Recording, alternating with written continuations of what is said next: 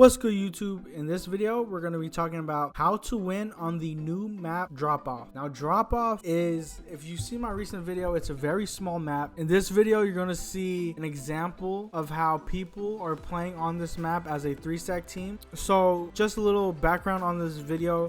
We played these guys, the same team, 3 times. I'm going to put timestamps in the description. The first game that we played these guys, they 3-0'd us. And this is the way that I'm going to be telling you guys on how to win on this map, and also how to counter what these guys did. So if this ever happens to you guys, you know, where these people are doing this technique, these strategies, you could definitely counter it by what I'm gonna say in this video. The second game or second clip is going to be, we played them again, like I said, and we won, or we lost either 4-2 or 5-3, I forgot, but we didn't get 3-0'd that time. And then the third time we played them, we should have 3-0'd them, but I did something dumb to lose a round, so we ended up winning 3-1. Basically, this video, like I said, is going to be about talking how to win on this map through this strategy and how to counter this strategy. Now, so far in the background, you've seen Bangalore, Bloodhound, and Gibby. 3-man strategy is the reason why this team and majority of people that play on this map are getting, you know, good wins, good rounds, and they're low-key dominating, right? Now, the strategy that these guys are doing are that they're all 3 using their abilities. The first thing that they want to do is they want to Bloodhound scan, and when they Bloodhound scan, it's gonna give them direction on which way they want to go.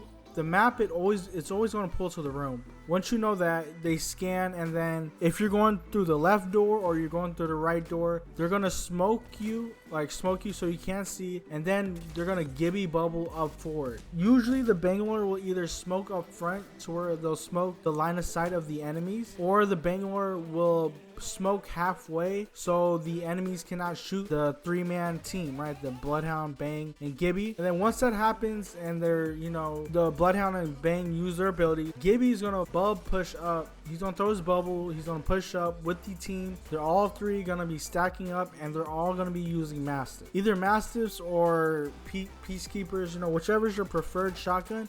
That's the strategy and the technique that a lot of people that I've been running into have been doing, and it is a really good strategy. I mean, this season Bangalore has been a top tier legend with her smokes. I mean, I have a video about, you know, Bangalore and how to use her with her exploit. Pair Gibby up with a Bloodhound. It's a very aggressive team that just knows what to do because they have the information from the scans, and the bubble is it makes it so hard to play against these guys. Like I said in the video, first game we got 3-0'd, and then the second game I started doing some things where I was like, okay, we could definitely counter this strategy. And then the third game, like I said, we won 3-1. Should have been 3-0, but the third game and in the second game they started playing a little different, and that's what I'm going to tell you guys now on how to counter this 3-man bubble push, bang smoke, Bloodhound scan strategy. So how to counter this is, the biggest thing I could say is getting grenade. Me personally, I prefer arc stars on this map, and the reason why you want to grab nades is because when these guys are 3-man pushing, you're gonna understand that these guys are gonna be bunched together, and because of that, grenades, frag grenades, arc stars, thermites, they're going to separate these guys, right? If you can separate these guys, then it's gonna be good because they're gonna be thrown off, especially when they're throwing their abilities. Bloodhound, he'll already throw his ability, but when Bangalore is thrown off, she might not smoke in time. She may smoke late. She may smoke at a different area. Gibby, if you nade him out, he may bubble late. He may not even bubble at all. Let's say if they do bubble and smoke, and if you nade them, you're going to hit them for a lot because they're going to be bunched up. And if they're not bunched up, then they're probably going to go in and out the bubble separately.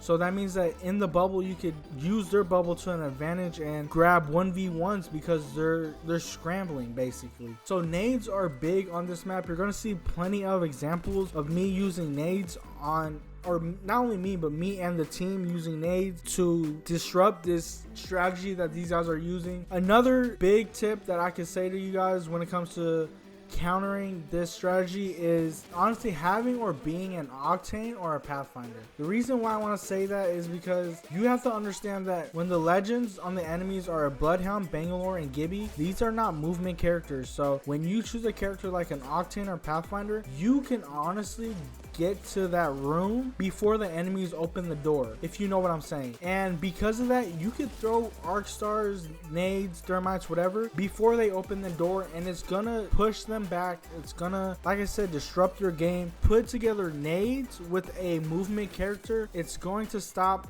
or at least make these guys feel uncomfortable. Those are the two biggest tips I could say. And the third thing that I want to say when it comes to countering this is that, let's say if they're adjusting to your nade, they might play slow. So what you want to do is when you see them bub push or bank smoke up, back up a little bit, you know, especially if they use their bubble. You got to understand that they're mainly going to be using shotguns. So when they're using shotguns, they have close range weapons. Back up a little, wait for that bubble to go away. The bubble's going to last for about 12 seconds, so just wait for the bubble to go away and wait for the smoke to counter that in the later rounds, like especially in the third and fourth rounds. If you could get a digi threat, definitely get a digi threat. Once they use the smoke, they use the bubble, back up. You know, you'll see that in some of these clips that I have. You'll see me back up and I'll have a digi threat and I'll use their smoke to my advantage by shooting them through the smoke. You know, like I said, these guys are gonna have shotguns, so if you're at a distance,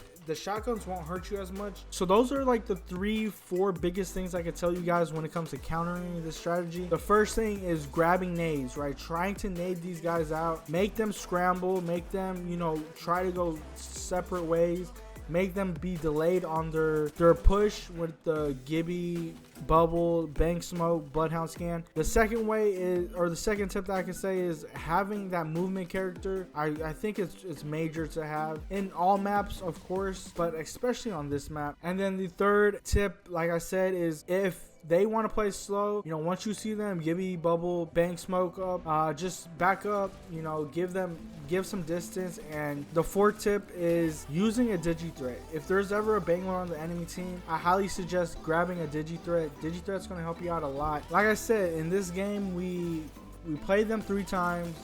I'm honestly glad we played them 3 times. I give them their props. They won 3-0 the first game. They caught us off guard because it was a regular arenas game. We saw their stats, we saw their badges, whatever. They were a good team, good players, and we knew that they were 3-stack.